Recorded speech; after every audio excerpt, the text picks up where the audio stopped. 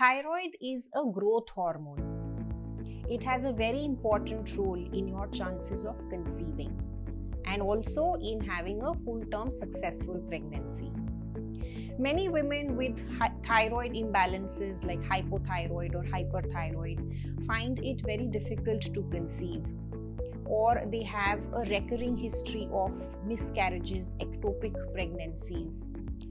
Else, their pregnancy is very difficult, they are on bed rest and under heavy medication.